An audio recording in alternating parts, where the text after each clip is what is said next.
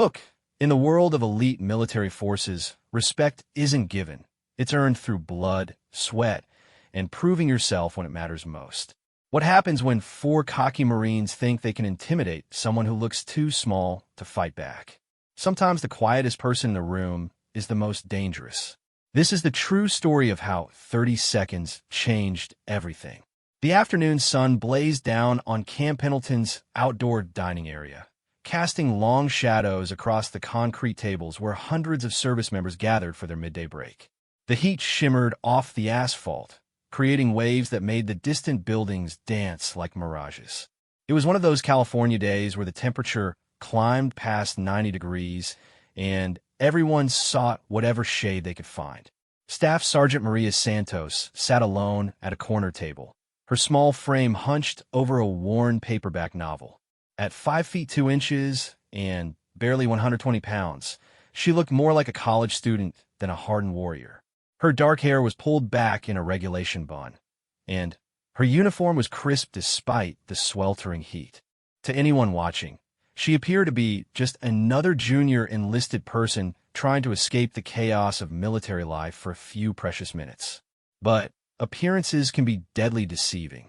Maria had been a Navy SEAL for 8 years, one of only a handful of women to ever complete the grueling training program. She had earned her trident through 6 months of hell that broke grown men twice her size. She had survived Hell Week, underwater demolition training, and combat scenarios that would give most people nightmares for years. Her record was spotless. Her skills were legendary among those who knew, and her ability to remain calm under pressure was the stuff of military folklore. Today, however, she was trying to enjoy 15 minutes of peace with her favorite book, a battered copy of The Art of War that she had read dozens of times. The pages were yellow with age, and the cover was held together with electrical tape, but the wisdom inside had guided her through countless missions in places most people couldn't pronounce. The relative quiet was shattered by the sound of approaching laughter and heavy footsteps. 4 Marines approached her table, their voices carrying across the dining area with the kind of confidence that came from thinking they owned the world. They were all big men, the kind who had probably been high school football stars before joining the Corps. Their uniforms were perfectly pressed, their heads were freshly shaved, and their attitudes were written across their faces like neon signs. Corporal Jake Morrison led the pack. At 6 feet 4 inches and 240 pounds, he looked like he had been carved from granite. His arms were covered in tattoos that told stories of deployments and battles, and his chest was broad enough to park a small car on. He had the kind of swagger that came from winning every fight he had ever been in, which wasn't many since most people were smart enough not to challenge someone his size. Behind him came Sergeant Tommy Rodriguez, whose nickname, Tank, had been earned through his habit of running through obstacles instead of around them. He stood 6 feet 2 inches and weighed 220 pounds of solid muscle. His hands were the size of dinner plates, and his voice carried the rough edge of someone who had grown up fighting for everything he had ever gotten. The 3rd Marine was Corporal Danny Chun, who, despite being the smallest of the 4 at 6 feet even, made up for it with a mean streak that stretched for miles. He was the kind of person who enjoyed making others uncomfortable, and his smile never quite reached his eyes. He had a reputation for pushing boundaries until someone pushed back, and so far, very few people have been brave enough to try. Bringing up the rear was Lance Corporal Mike Williams, whose baby face and innocent expression hid a cruel sense of humor. He was the newest member of their group, but he was eager to prove himself worthy of running with the older Marines. He laughed the loudest at their jokes, even when they weren't funny, and he was always ready to follow wherever they led. The 4 had been drinking during their lunch break, which was against regulations, but happened more often than anyone wanted to admit. They had consumed just enough alcohol to feel invincible and just stupid enough to think that picking on someone smaller than them would be entertaining. They had been wandering around the base looking for someone to hassle, and Maria's solitary figure had caught their attention like a beacon. Well, what do we have here?" Jake said as they surrounded her table. His voice was loud enough to carry across half the dining area, which was exactly what he wanted. He enjoyed having an audience for his performances, and there were plenty of other service members within earshot. Looks like we got ourselves a little bookworm who thinks she's too good to eat with the rest of us. Maria didn't look up from her book. She had dealt with bullies before, both in the military and during her childhood in East Los Angeles. She knew that engaging with them usually made things worse, and she had learned long ago that sometimes the best defense was to make yourself seem uninteresting. She turned a page and continued reading, hoping they would get bored and move on to easier prey. But Jake wasn't the type to be ignored. He reached down and slammed his massive hand on the table, causing Maria's water bottle to jump and her book to flutter. The sound echoed across the dining area like a gunshot, and conversations at nearby tables began to fade as people turned to watch what was unfolding. "I'm talking to you, little girl," Jake said, his voice taking on a harder edge. "Didn't your mommy teach you any manners? When someone talks to you, you're supposed to answer." Tank moved to Maria's left side, while Danny took position on her right. Mike stayed behind Jake, creating a perfect box that trapped her in her seat. It was a formation they had used before, and it usually resulted in their target becoming nervous enough to provide them with the entertainment they were seeking. Maria finally looked up from her book, her dark eyes meeting Jake's with a calmness that should have been a warning sign. Her expression was neutral, showing neither fear nor anger. She had mastered the art of emotional control during her SEAL training, learning to keep her reactions hidden even when adrenaline was flooding her system. "Is there something you need?" she asked quietly, her voice barely carrying beyond their small circle. Her tone was polite, but distant, the kind of voice someone might use when dealing with a persistent salesperson. Jake's grin widened, showing teeth that were too white and too perfect. He had interpreted her calm response as evidence that she was scared and trying not to show it. In his experience, quiet people were usually easy victims who would fold under pressure without putting up much of a fight. "Yeah, as a matter of fact, there's something I need," he said, leaning down until his face was only inches from hers. His breath smelled like beer and cheap cologne, and his proximity was clearly designed to make her uncomfortable. "I need you to show some respect when a real Marine is talking to you. Maybe stand up when your betters are around." The other three Marines chuckled at what they considered to be Jake's wit. They had seen this performance before, and they knew their roles in the drama that was about to unfold. They were there to provide backup, make intimidating noises, and generally make their target feel outnumbered and helpless. Maria closed her book slowly, marking her place with a worn piece of paper before setting it down on the table. The movement was deliberate and controlled like everything else about her. She was buying herself time to assess the situation and decide how to handle it without creating an international incident. "I'm just trying to read," she said, her voice still quiet but with a subtle change that only someone with extensive combat experience would have noticed. It was the kind of shift that happened when a predator decided that running was no longer an option. "I'm not bothering anyone, and I'd appreciate it if you'd let me get back to my book." Tank laughed, a sound like rocks tumbling down a mountainside. "You hear that, boys? Little Miss thinks she can dismiss us like we're some kind of servants. Maybe we need to teach her about how things work around here." Danny leaned in closer, his smile taking on a nasty quality that made several nearby observers shift uncomfortably in their seats. "You know what I think? I think someone forgot to explain the chain of command to our little friend here. Marines are the backbone of the military, sweetheart. Everyone else is just support staff." Mike nodded enthusiastically, eager to contribute to what he saw as harmless fun. "Yeah, maybe you should find somewhere else to sit. This section is for real warriors, not wannabes who hide behind books all day." The comments were designed to be insulting without crossing lines that would result in formal complaints. They were the kind of verbal jabs that bullies had perfected over centuries, calculated to humiliate without providing clear grounds for retaliation. They were also exactly the wrong thing to say to someone who had earned the right to wear one of the most respected insignias in the entire military. Maria stood up slowly, her movements fluid and controlled. Even standing, the top of her head barely reached Jake's shoulder, making the size difference between them even more pronounced. To the casual observer, it looked like David facing Goliath, except this David had been trained to kill with her bare hands by the best warriors in the world. "I think there's been a misunderstanding," she said, her voice still quiet but carrying a new quality that made smart people want to step back and give her room. I'm not support staff, and I'm not a wannabe. I've earned my place here, just like everyone else. Jake's expression darkened at what he perceived as defiance. In his world, smaller people were supposed to back down when confronted by superior size and numbers. The fact that this tiny woman was standing her ground instead of apologizing and running away was both confusing and infuriating. "Oh, really?" he said, his voice rising to ensure that their growing audience could hear every word. "And just what exactly have you done to earn anything? Let me guess, you're some kind of clerk or maybe a cook.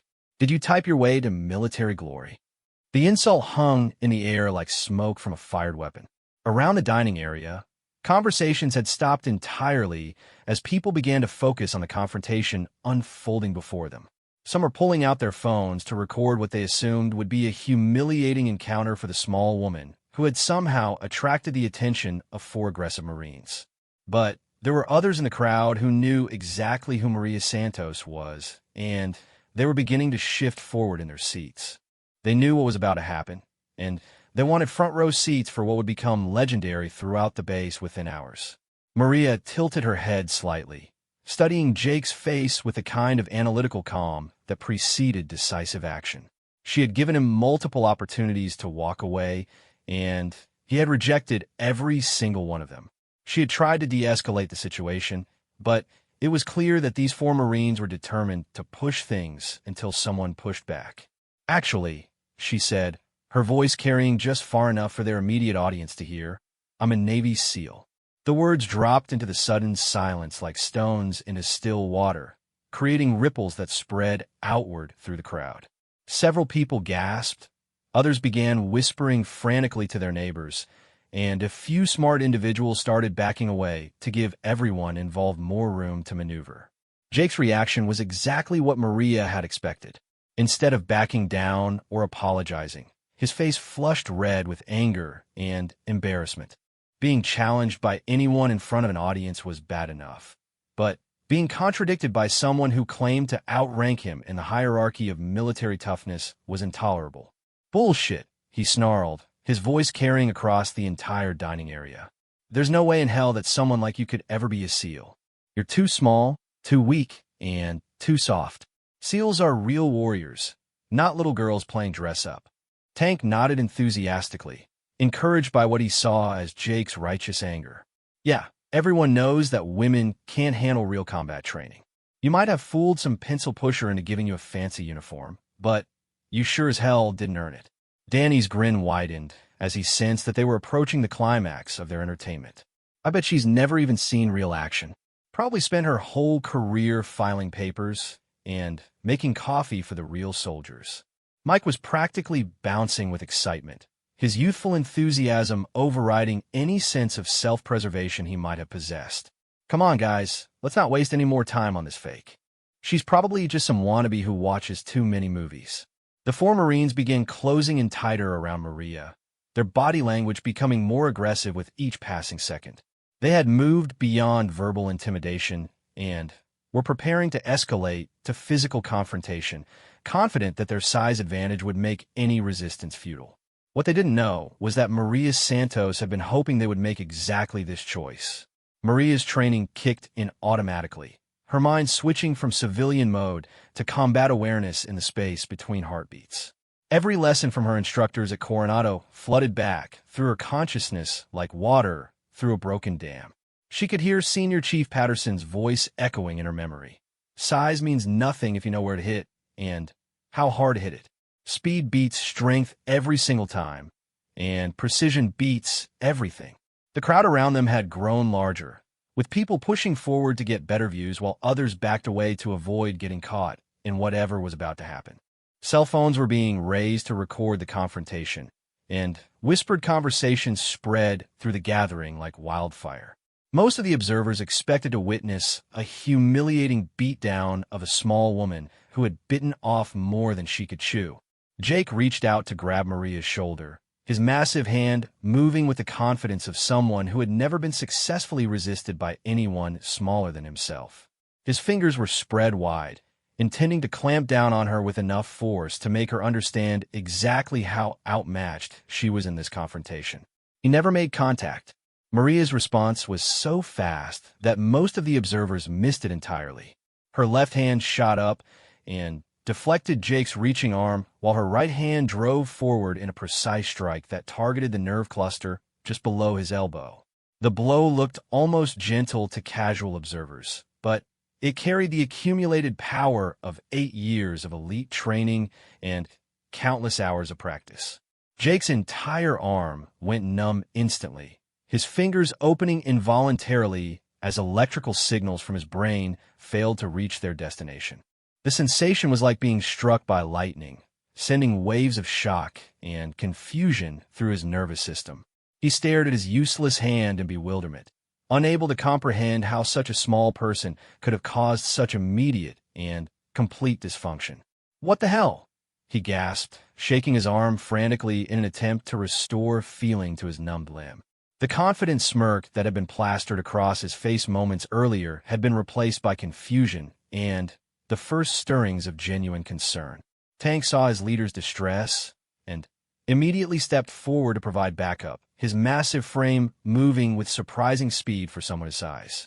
He swung a haymaker punch that would have knocked most people in next week, putting every ounce of his 220 pounds behind a blow aimed directly at Maria's head. The punch whistled through empty air. Maria had ducked under Tank's swing so smoothly that she seemed to flow like water around his attack. Before he could recover his balance, she drove her elbow upward into his solar plexus with surgical precision. The strike hit the exact spot where his ribs came together, driving the air from his lungs and sending shock waves through his diaphragm. Tank doubled over, gasping for breath that wouldn't come, his face turning an alarming shade of purple as his body struggled to remember how breathing was supposed to work. He had been in plenty of fights during his military career, but he had never experienced anything like the devastating precision of Maria's counterattack. Danny and Mike exchanged quick glances, their earlier confidence beginning to evaporate as they watched their two largest and strongest companions being neutralized with apparent ease. They had expected this confrontation to follow the same pattern as all their previous encounters: intimidation, submission, and entertainment at someone else's expense. Instead, they were witnessing something that challenged everything they thought they knew about combat, size, and military hierarchies. The small woman they had targeted for harassment was moving like a force of nature, responding to their attacks with the kind of fluid grace that took decades to master. Danny was the first to overcome his shock and launch his own attack. He had always prided himself on being faster than his larger companions, and he was confident that speed would be the key to overwhelming this unexpected opponent. He threw a series of rapid punches designed to overwhelm Maria's defenses through sheer volume. Every single strike missed its target. Maria weaved between Danny's punches like a dancer performing a carefully choreographed routine. She tilted her head to avoid a right cross, stepped back to let an uppercut pass harmlessly in front of her face, and twisted her torso to allow a hook to whistle past her ribs. Her movements were minimal and efficient, wasting no energy on unnecessary motion. When Danny overextended on his final punch, Maria was ready. She caught his wrist in both hands and used his own momentum against him, executing a textbook arm drag that sent him spinning off balance. Before he could recover, she had positioned herself behind him and applied a blood choke that cut off the circulation to his brain. Danny struggled frantically, his hands clawing at Maria's arm as consciousness began to fade around the edges of his vision.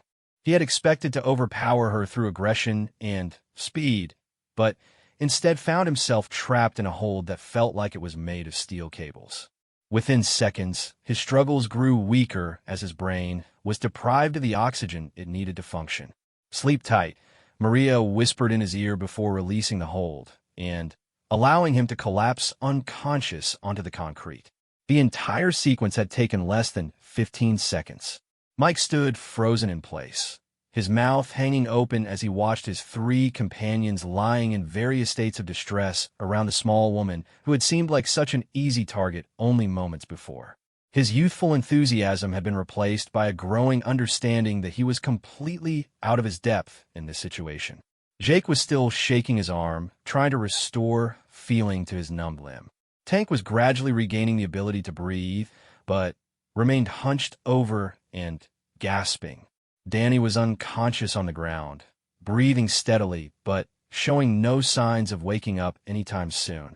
The crowd around them had grown silent, with even the most vocal observers struck speechless by the speed and efficiency of Maria's defensive actions. Cell phone cameras continued recording, but the commentary had stopped as people struggled to process what they had just witnessed. Maria turned her attention to Mike, her expression remaining calm and professional despite having just neutralized 3 attackers in rapid succession. She could see the fear in his eyes and the way his hands trembled as he tried to decide whether to fight or run. "You have 2 choices," she said quietly, her voice carrying just far enough for him to hear. "You can walk away right now and help your friends when they recover, or you can try to continue this confrontation and end up like them." Mike looked around desperately, hoping to find support from the gathered crowd or inspiration from his fallen companions. What he found instead was a circle of observers who were beginning to realize that they were witnessing something extraordinary. Several people were already searching online for information about female Navy SEALs, their assumptions about military capabilities being challenged in real time. I don't understand," Mike stammered, his voice cracking with confusion and growing panic. "How did you do that? They're all bigger than you, stronger than you. It doesn't make sense." Maria picked up her book from the table and brushed off the cover where Jake's hand had disturbed the dust. Her movements were casual and relaxed, as if the previous minute of combat had been nothing more than a minor interruption to her reading time.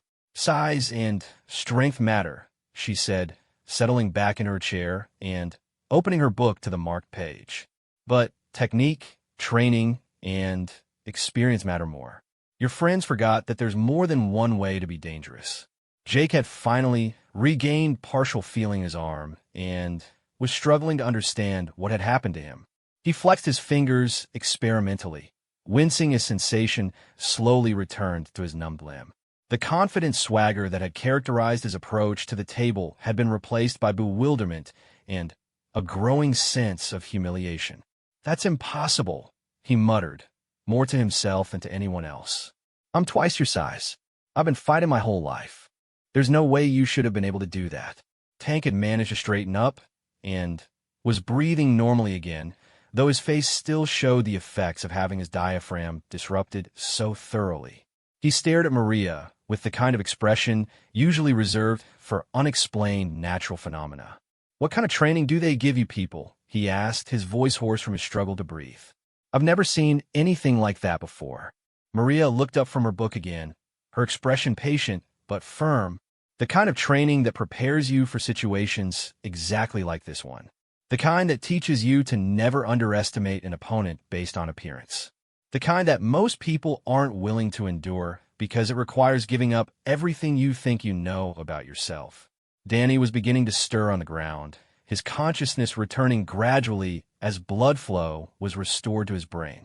He sat up slowly, rubbing his neck and looking around in confusion as he tried to piece together what had happened during his brief period of unconsciousness. "Did someone hit me with a truck?" he asked groggily, his words slightly slurred as his nervous system continued to recover from oxygen deprivation. "Because that's what it feels like." The crowd had begun to murmur among themselves as the immediate drama of the confrontation gave way to discussion and analysis. People were sharing videos they had recorded, comparing notes about what they had witnessed, and debating the implications of what they had just seen. Several military personnel in the crowd had recognized Maria's techniques and were explaining to their companions exactly what had transpired. Word was spreading quickly through the gathered observers that they had just watched a legitimate Navy SEAL demonstrate why that designation was considered the pinnacle of military training. Master Sergeant Rodriguez, who had been watching from a nearby table, approached the group with the careful steps of someone who understood that the situation was more complex than it appeared. He was a 20-year veteran of the Marine Corps with enough experience to recognize superior training when he saw it. "Gentlemen," he said to the four Marines, his voice carrying the authority of rank and experience, "I think it's time for you to collect yourselves and move along. This situation has already escalated far beyond what any of you intended, and continuing it won't improve anyone's day." Jake struggled to his feet, his pride wounded more severely than his temporarily numbed arm. He had built his identity around being the biggest, strongest, most intimidating person in any room, and having that identity challenged so thoroughly had left him feeling lost and confused. "This isn't over," he said, though his voice lacked the conviction that had characterized his earlier threats. "Nobody disrespects the Marines and gets away with it." Maria didn't look up from her book as she responded. "I didn't disrespect the Marines. I defended myself against four people who decided that intimidation and harassment were appropriate ways to spend their afternoon. If you want respect, try earning it through something other than size and aggression." Tank helped Danny to his feet, both of them moving with the careful motions of people who had recently discovered that their assumptions about combat effectiveness were dangerously incomplete. Mike hovered nearby, still uncertain whether he should attempt to salvage the situation or accept the obvious defeat. "Come on," Tank said quietly to his companions. "Let's get out of here before this gets any worse." The four Marines began to retreat from the table, their earlier swagger replaced by the careful movements of people who had learned important lessons about underestimating opponents. They moved through the crowd with significantly less confidence than they had possessed when approaching Maria's table. But as they walked away, Jake's wounded pride began to reassert itself. The humiliation of being defeated so thoroughly by someone so much smaller was eating away at him like acid. The whispered comments and pointing fingers from the crowd were making the situation worse with every step. "No," he said suddenly, stopping in the middle of their retreat and turning back toward Maria. "This is bullshit. I don't care what kind of training she has. I don't care what she claims to be. Nobody that's small should be able to do what just happened." His voice was rising again, carrying across the dining area and drawing the attention of observers who had thought the confrontation was over. Master Sergeant Rodriguez stepped forward with the intention of intervening, but Jake was already moving back toward Maria's table with renewed determination. "I want a real fight," Jake declared, his hands clenching into fists as adrenaline and wounded pride overrode his better judgment. "No more of this technical nonsense. Just straight combat between you and me. Let's see how tough you really are when someone doesn't give up after the first hit." The crowd drew in a collective breath as they realized that the confrontation was far from over. Maria closed her book again and looked up at Jake with the expression of someone who had hoped that reason might prevail, but was prepared for the alternative. "Are you absolutely certain that's what you want?" she asked, her voice calm, but carrying an undertone that made smart people want to reconsider their life choices. "Because once we cross that line, there's no going back to verbal disagreements." Jake's response was to crack his knuckles and assume what he considered to be a fighting stance. His size advantage was still overwhelming, his confidence was returning, and his anger was providing the motivation he needed to push forward despite the warning signs that surrounded him. What he didn't know was that Maria Santos had been hoping all along that he would make this exact choice. Maria stood up from her table for the second time, but this time her movements carried a different quality altogether. Where before she had seemed merely confident, now there was something predatory in the way she positioned herself. The change was subtle, but unmistakable to anyone with combat experience. She was no longer defending herself against harassment. She was preparing to demonstrate exactly why Navy SEALs were considered among the most dangerous human beings on the planet. The crowd sensed the shift in atmosphere immediately. Conversations died away entirely as people realized they were about to witness something far more serious than a simple scuffle.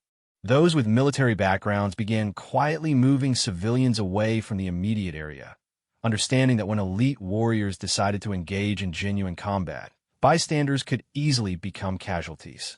Master Sergeant Rodriguez made one final attempt to prevent the situation from escalating beyond the point of no return.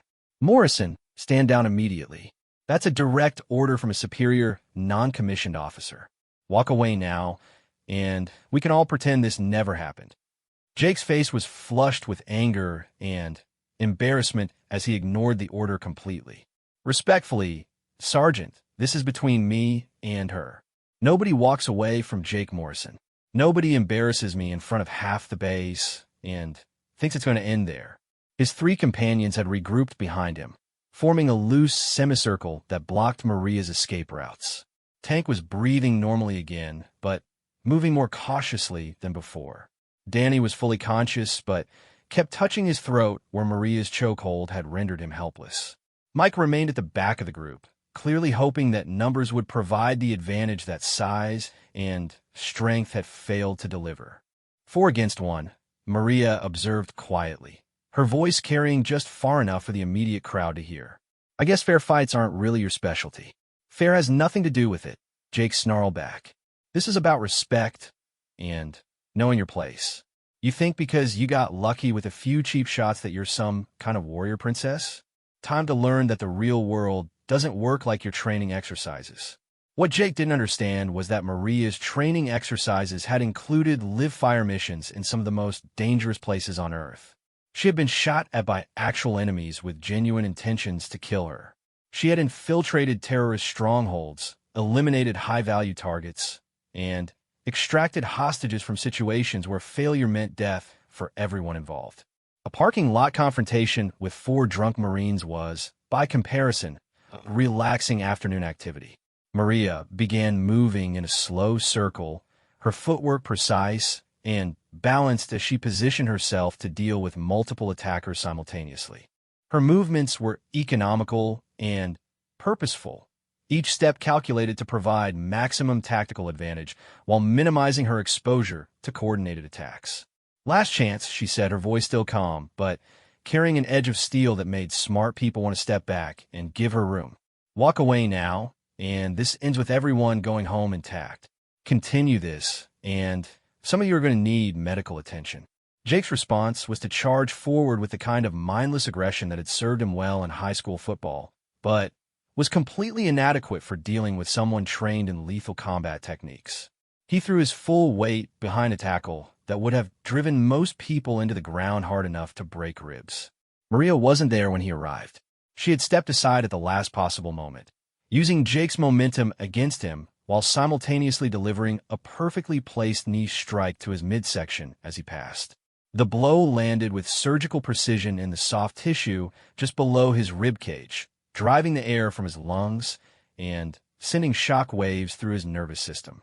Jake crashed to the ground face first, his forward momentum carrying him into a sliding impact with the concrete that left him gasping and disoriented. His uniform was torn at the elbows, and his face was scraped from his collision with the asphalt. Tank and Danny attacked simultaneously from opposite sides, having learned enough from their previous encounters to attempt coordinated tactics. They moved with the practiced efficiency of Marines who had trained together for months, their timing synchronized, and their approach calculated to overwhelm Maria's defenses through sheer volume of incoming threats. It didn't work. Maria dropped into a low stance and swept Tank's legs out from under him while simultaneously grabbing Danny's extended arm and using his momentum to throw him over her shoulder in a perfect judo throw. Both Marines hit the ground hard, the impact driving the breath from their bodies and leaving them stunned and disoriented. The entire exchange had taken less than 3 seconds. Mike stood frozen at the edge of the combat zone. His earlier enthusiasm completely evaporated as he watched his 3 larger and more experienced companions being systematically dismantled by someone who looked like she should have been working in an office rather than engaging in hand-to-hand combat. The crowd had grown silent again, with even the most vocal observers struck speechless by the clinical efficiency of Maria's defensive techniques. Cell phone cameras continued recording, but the commentary had stopped as people struggled to process the gap between what they had expected to see and what was actually happening. Jake struggled to his hands and knees, his breathing ragged, and his face pale as he tried to recover from the devastating knee strike that had temporarily paralyzed his diaphragm. He had been in plenty of fights during his military career and his civilian life before that, but he had never encountered anything like the precise violence that Maria was demonstrating. Ow! He gasped, his voice barely audible as he fought to regain control of his respiratory system. How are you doing this? Maria picked up her book again and dusted off the cover where it had been disturbed during the brief exchange. Her breathing was steady and controlled, showing no signs of the exertion that should have accompanied a fight against four larger opponents. Training, she said simply. Real training, not the weekend warrior stuff they teach in basic combat courses.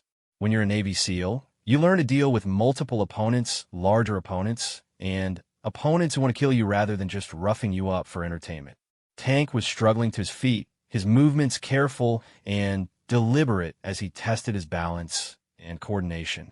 The throw had rattled his brain more than he wanted to admit, and he was beginning to understand that continuing this confrontation would only result in more embarrassment and potential injury. "This is insane," he muttered, more to himself than to anyone else. "She's half our size. This shouldn't be possible." Danny remained on the ground longer than his companions, the judo throw having landed him awkwardly on his shoulder and sending waves of pain through his upper body. He flexed his arm experimentally, wincing as damaged muscles protested the movement. "I think my shoulder's dislocated," he said through gritted teeth, his earlier aggression replaced by genuine concern for his physical well-being. "Someone needs to get me to the medical center." The mention of medical attention caused Master Sergeant Rodriguez to step forward with increased urgency. What had begun as a simple confrontation between service members was rapidly escalating into a situation that would require incident reports, medical documentation, and potentially formal disciplinary action. "Enough," he barked, his voice carrying the authority of someone who had spent 20 years dealing with situations exactly like this one. "Everyone stand down immediately. Morrison, you and your people need medical attention and a serious conversation about decision-making skills. Santos, I need you to remain available for questioning about this incident." Maria nodded respectfully to the senior non-commissioned officer while returning to her chair and opening her book to the page she had been reading before the interruption. Her movements were calm and controlled, showing no signs of the adrenaline rush that should have accompanied a violent confrontation. "Of course, Master Sergeant," she said politely. "I'll be right here if anyone needs to speak with me about what happened." Jake finally managed to struggle to his feet, though his movements remained unsteady and his breathing was still labored. His earlier confidence had been replaced by a combination of pain, confusion, and growing humiliation as the reality of his situation became clear. "This isn't right," he said, his voice carrying a note of desperation that made several observers shift uncomfortably. "Nobody should be able to do what she just did. There has to be some kind of explanation." Several people in the crowd who had recognized Maria's techniques and understood exactly what they had witnessed began to move forward. Among them was Lieutenant Commander Sarah Mitchell, a Navy officer who had worked with SEAL teams during her deployment to Afghanistan.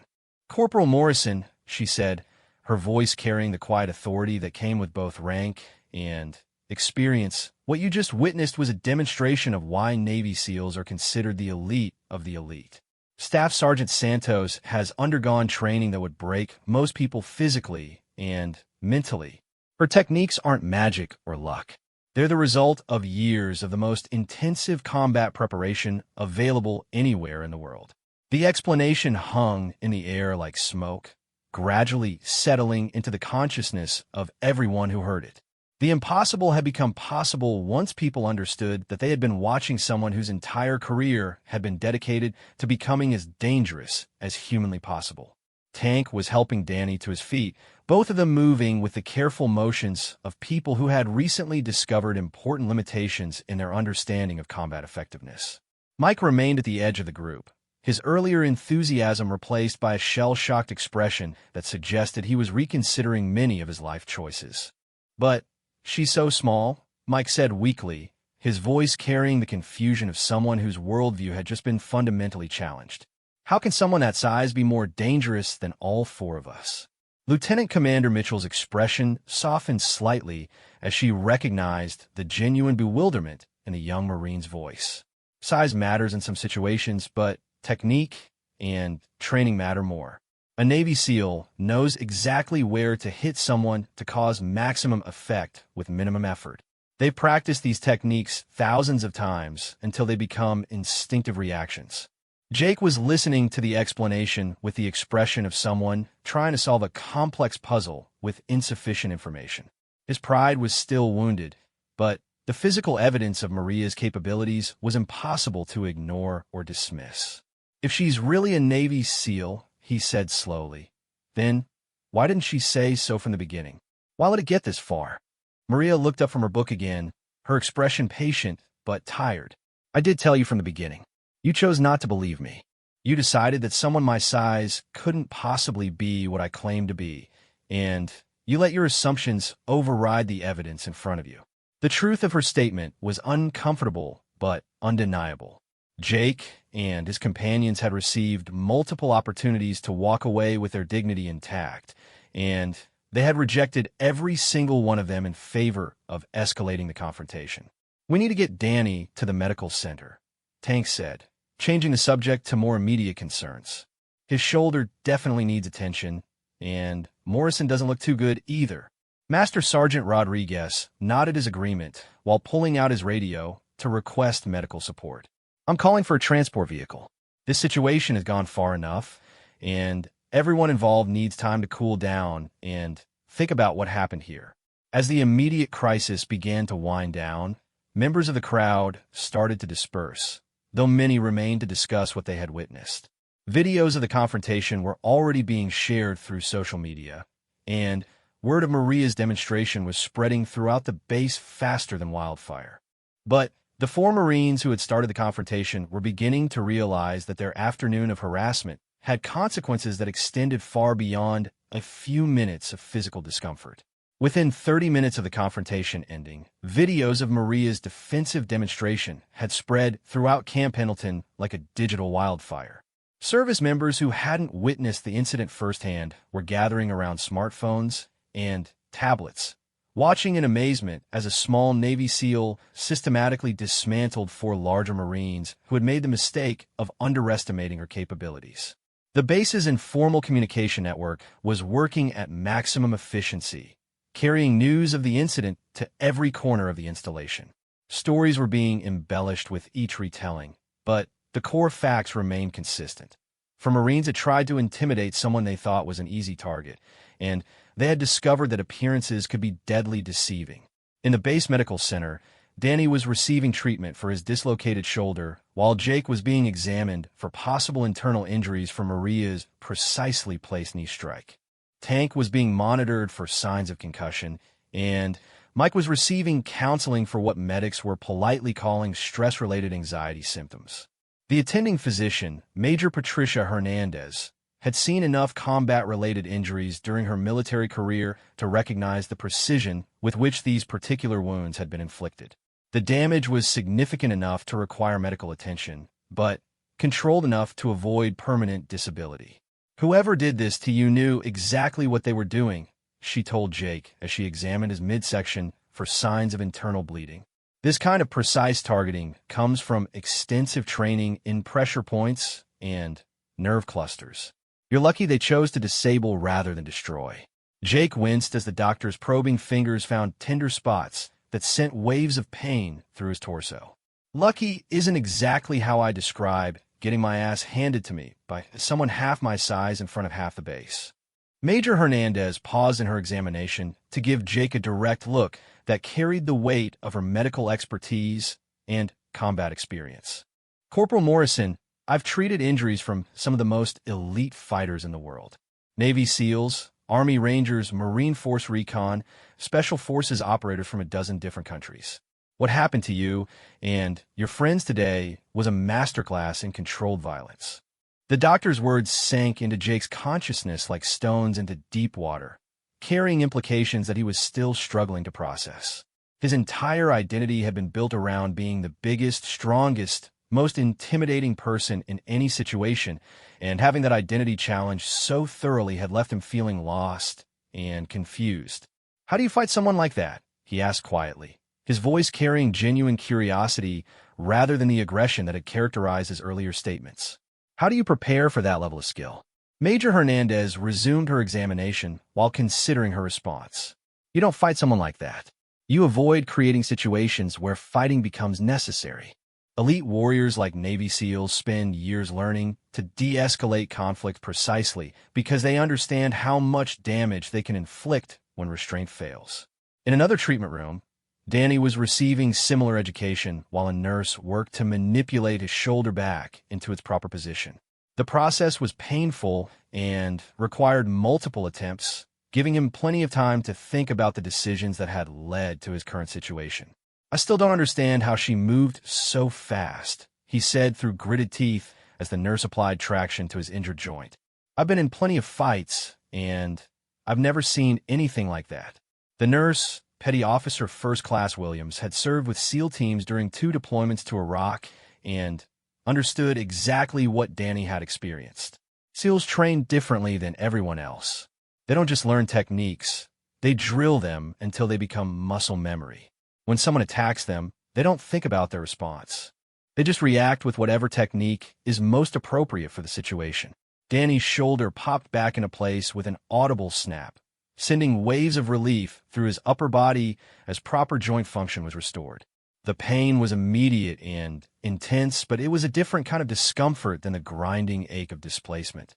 "So what you're telling me," Danny said as the nurse began applying a stabilizing sling to his arm, "is that we picked a fight with someone who's been trained to kill people professionally?"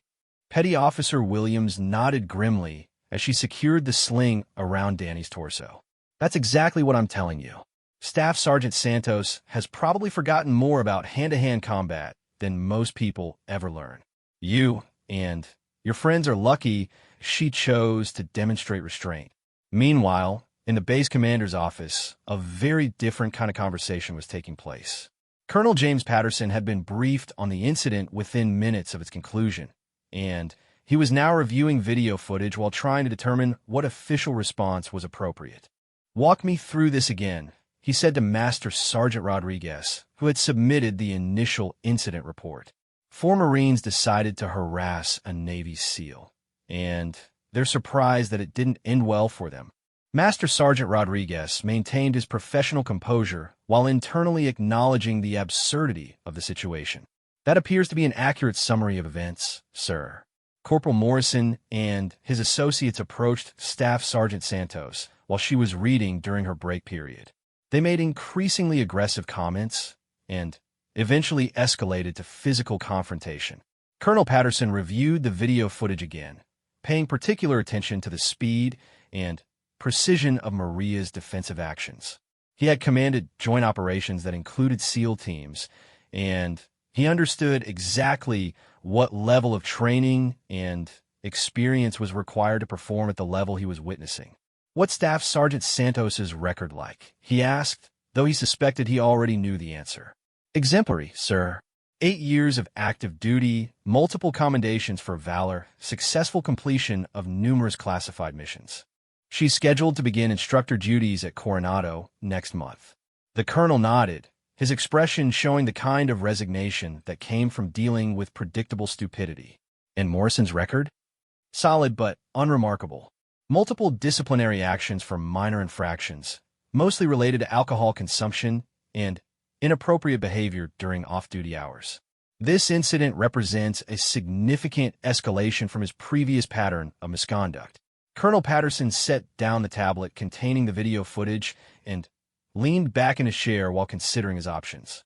The incident was clear-cut from a legal standpoint, but the broader implications were more complex than simple disciplinary action could address. "The problem isn't just what happened today," he said finally. "The problem is that this incident represents a fundamental failure in military education and cultural awareness. How do 4 Marines reach the point where they think harassing an elite warrior is appropriate entertainment?" The question hung in the air between them, carrying implications that extended far beyond the immediate incident. The military's integration of women into combat roles had been ongoing for years, but cultural adaptation had lagged behind policy changes. "Permission to speak freely, sir?" Master Sergeant Rodriguez asked. "Granted. I think part of the problem is that people hear about female SEALs in abstract terms, but they don't really understand what that means in practical terms. Morrison and his people saw a small woman reading a book, and their assumptions overrode their training and common sense. Colonel Patterson nodded his agreement while pulling up Maria's service record on his computer. The list of commendations and successful missions was impressive even by special operations standards, representing the kind of career that most warriors could only dream about achieving. "What's your recommendation for handling this situation?" he asked. Master Sergeant Rodriguez had been thinking about exactly this question since the incident concluded. Formal disciplinary action for Morrison and his associates, mandatory sensitivity training for all personnel, and a base-wide briefing on the capabilities and contributions of special operations personnel regardless of gender or physical appearance. The recommendations were reasonable and appropriate, but Colonel Patterson understood that changing military culture required more than policy directives and mandatory training sessions. Real change happened when people's assumptions were challenged in ways that forced them to reconsider their preconceptions. "Schedule a meeting with Staff Sergeant Santos," he said finally. "I want to discuss the possibility of her conducting some educational demonstrations before she transfers to Coronado. Sometimes the best way to overcome prejudice is through direct experience." Back in the medical center, the 4 Marines were being prepared for discharge with instructions for follow-up care and restrictions on their activities while they recovered from their injuries. The physical damage would heal within a few weeks, but the psychological impact of their encounter was likely to last much longer. Jake was struggling to come to terms with how thoroughly his worldview had been challenged in the span of a few minutes. He had spent years building his identity around physical dominance and intimidation, and discovering that these qualities were inadequate when faced with superior training had left him questioning everything he thought he knew about himself. "What do I do now?" he asked Major Hernandez as she finished her examination and began preparing his discharge paperwork. "How do I go back to my unit and face everyone after what happened today?" The doctor considered her response carefully, understanding that her words could influence how Jake processed this experience and what lessons he took from it. "You learn from what happened. You acknowledge that your assumptions were wrong, and you use this experience to become a better Marine and a better person." Jake nodded slowly, though his expression suggested that implementing such advice would be easier said than done. "Do you think she would have really hurt us if we hadn't stopped?" Major Hernandez's expression grew serious as she considered the question. Corporal Morrison, Staff Sergeant Santos, demonstrated remarkable restraint in her response to your aggression. If she had chosen to respond with lethal intent rather than defensive measures, this conversation would be taking place in a morgue rather than a medical center. The blunt assessment hit Jake like a physical blow, forcing him to confront the reality that his afternoon of harassment could have had consequences far more severe than wounded pride and temporary injury. He had been treating the situation like a game, unaware that he was provoking someone trained to win conflicts where losing meant death. Tank and Mike were having similar conversations with their attending physicians, each receiving education about the level of training and capability represented by special operations personnel. The lessons were uncomfortable but necessary, challenging assumptions that had seemed obvious only hours earlier. As evening approached and the immediate crisis faded into memory, the 4 Marines found themselves facing a future very different from the one they had envisioned when they woke up that morning. Their actions had consequences that extended far beyond the physical confrontation, affecting their careers, their reputations, and their understanding of their place in the military hierarchy. But perhaps most importantly, they had learned that respect couldn't be demanded through size and intimidation. Real respect had to be earned through competence, professionalism, and recognition of others' achievements regardless of whether those achievements fit comfortable preconceptions about gender, size, or appearance.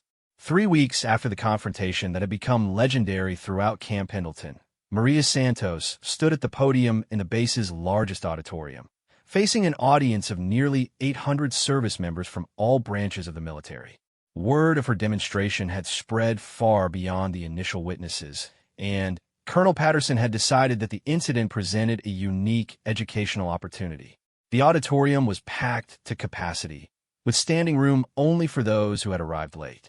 Marines, sailors, airmen, and soldiers filled every available seat, their expressions ranging from curiosity to skepticism to genuine respect. Many had seen the videos that continued to circulate through social media, but witnessing someone's capabilities firsthand was very different from watching compressed footage on a smartphone screen. "Good evening, everyone," Maria began, her voice carrying easily through the auditorium's sound system. "I understand that many of you have questions about what happened in the dining area 3 weeks ago. Today, I'd like to provide some context for those events and discuss what they reveal about assumptions, respect, and the nature of military service." In the fourth row, Jake Morrison sat with his 3 companions, their expressions showing varying degrees of discomfort as they prepared to relive their humiliation in front of hundreds of their peers. They had been required to attend the presentation as part of their disciplinary process, but their presence served a larger purpose in demonstrating accountability and learning from mistakes. Colonel Patterson had specifically requested that Jake and his associates sit in prominent positions where their reactions would be visible to the rest of the audience. The public nature of their education was intentional, designed to reinforce lessons about consequences and personal responsibility. Before we discuss techniques or training methods, Maria continued, "I want to address the fundamental issue that led to our confrontation. For Marines approached me with certain assumptions about my capabilities based on my physical appearance. They saw someone small and concluded that I must be weak. They saw someone reading quietly and assumed I was passive. They saw someone alone and decided I was an easy target." The auditorium remained silent as Maria's words settled into the consciousness of her audience. Many of the service members present had made similar assumptions at various points in their careers, and her direct approach was forcing them to confront the inadequacy of such judgments. Every assumption they made was understandable, but wrong. Size doesn't determine capability. Quiet behavior doesn't indicate weakness. Being alone doesn't make someone vulnerable. These are lessons that have applications far beyond hand-to-hand combat, and they're particularly important as our military continues to evolve and integrate personnel from diverse backgrounds. Jake shifted uncomfortably in his seat as Maria's gaze swept across the audience. He had spent the previous 3 weeks thinking about their encounter and trying to understand how his judgment had been so thoroughly wrong. The disciplinary actions he had faced were significant, but fair, and he was beginning to appreciate that his real education was just beginning. "Let me tell you about Navy SEAL training," Maria said, moving away from the podium to stand closer to her audience. The selection process begins with basic underwater demolition school, which has a failure rate of approximately 80%. Those who survive that program move on to SEAL qualification training, where another significant percentage of candidates are eliminated. She began pacing slowly across the stage, her movements controlled and precise as she continued her explanation. "The training is designed to identify individuals who can perform under extreme stress, work effectively in small teams, and maintain mission focus regardless of environmental conditions or opposition. Physical fitness is important, but mental toughness, adaptability, and technical competence are equally crucial." Several audience members were taking notes, recognizing that they were receiving insights into one of the military's most secretive and respected programs. The opportunity to learn from an active SEAL was rare, and many were treating the presentation as professional development rather than simple entertainment. "The hand-to-hand combat training that SEALs receive emphasizes efficiency over spectacle," Maria continued. "We don't learn to win fights in a boxing ring or impress audiences with flashy techniques. We learn to disable opponents quickly and decisively so we can complete our missions and return home safely." She gestured toward the rear of the auditorium where several training mats had been set up for demonstration purposes. "Would anyone like to volunteer to help me demonstrate some of the principles we've been discussing?" A forest of hands shot up throughout the auditorium as service members competed for the opportunity to participate in what promised to be an educational experience. Maria's eyes swept across the eager volunteers before settling on a familiar face in the fourth row. "Corporal Morrison," she said, her voice carrying clearly through the auditorium. "Would you like to help me show everyone what happened 3 weeks ago?" The question hung in the air like smoke as 800 pairs of eyes turned to focus on Jake. He could feel his face flushing red with embarrassment, but he also recognized that this was an opportunity to demonstrate that he had learned from his mistakes. "Yes, ma'am," he said, standing slowly and making his way toward the stage. His voice was steady despite the obvious discomfort of being the center of attention in such circumstances. As Jake approached the demonstration area, Maria addressed the audience again. "What you're about to see is not about humiliation or revenge. This is about education and understanding. Corporal Morrison has volunteered to help us explore how training and technique can overcome apparent physical disadvantages." Jake stepped onto the mat, his size advantage over Maria as obvious now as it had been 3 weeks earlier. At 6 feet 4 inches and 240 pounds, he looked like he could break her in half without significant effort. But the audience understood that appearances had already proven to be misleading. "Corporal Morrison is going to attempt to grab my shoulders, just as he did in the dining area," Maria explained to the audience. "I'm going to demonstrate the defensive technique I used, but slowly enough that everyone can see what's happening and understand the principles involved." Jake nodded his understanding and reached out with both hands toward Maria's shoulders, moving deliberately enough that his intentions were clear, but slowly enough that she could respond at a pace suitable for educational purposes.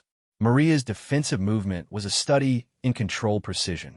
She deflected Jake's reaching arms while simultaneously striking the nerve cluster below his elbow, but with just enough force to demonstrate the technique without causing actual injury. Jake's arms went limp as the nerve strikes took effect, and he stepped back with a rueful smile. The technique targets specific pressure points that temporarily disrupt nerve function, Maria explained as Jake flexed his arms to restore circulation. "It requires precise targeting and proper timing, but it doesn't depend on superior strength or size. Knowledge and practice overcome physical disadvantages."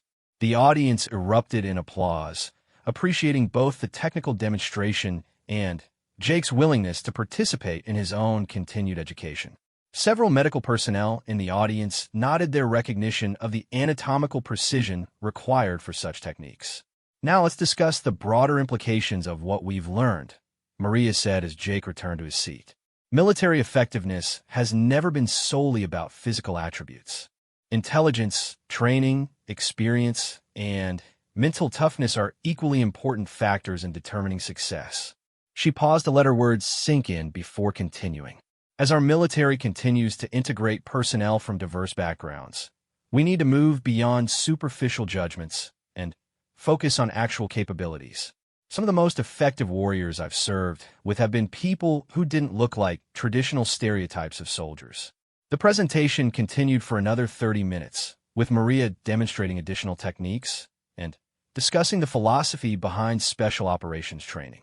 She emphasized repeatedly that the goal was not to create conflicts, but to avoid them whenever possible, and that true strength lay in restraint and professional competence rather than aggression and intimidation. When the formal presentation concluded, Maria opened the floor for questions from the audience. Hands shot up throughout the auditorium as service members sought clarification on everything from specific techniques to career advice for aspiring special operations personnel. Staff Sergeant Santos called out a young Air Force lieutenant. "What advice would you give to someone who's interested in pursuing special operations training but doesn't fit the traditional physical profile?" Maria's response was immediate and direct. "Focus on what you can control. Physical fitness is important, but it's only one component of the selection process. Mental preparation, technical competence, and team skills are equally crucial. Don't let anyone else's assumptions about your capabilities limit your aspirations." A Marine gunnery sergeant raised his hand with a different type of question. "What's the most important lesson you learned during your SEAL training?" "That individual ego has no place in team operations," Maria answered without hesitation. "The mission comes first, the team comes second, and personal recognition comes last.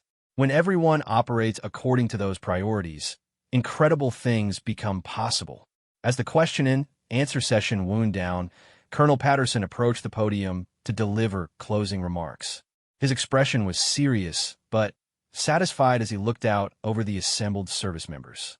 3 weeks ago, we had an incident on this base that could have been a simple case of misconduct requiring disciplinary action, he said. Instead, we've chosen to use that incident as a learning opportunity that benefits everyone present. He gestured toward Jake and his 3 companions in the 4th row. Corporal Morrison and his associates made mistakes based on flawed assumptions. They faced appropriate consequences for their actions, but more importantly, they've demonstrated the courage to learn from those mistakes and help others avoid similar errors in judgment. The colonel's gaze swept across the entire audience as he continued. The military is changing, and our understanding of what makes an effective warrior must evolve accordingly. Physical strength and intimidation have their place, but they're not the only tools in a professional soldier's arsenal. Intelligence, training, adaptability, and respect for others' capabilities are equally important. As the presentation concluded and the audience began filing out of the auditorium, many service members approached Maria to express their appreciation for her demonstration and to ask follow-up questions about special operations careers. The conversations were respectful and professional, a marked contrast to the assumptions that had characterized the initial confrontation. Jake Morrison was among the last to leave, approaching Maria with an expression that mixed embarrassment with genuine respect. Staff Sergeant Santos, I wanted to thank you for giving me the opportunity to participate in tonight's presentation. I learned more in the past 3 weeks than I had in the previous 3 years. Maria's response was gracious but direct. Everyone makes mistakes, Corporal Morrison.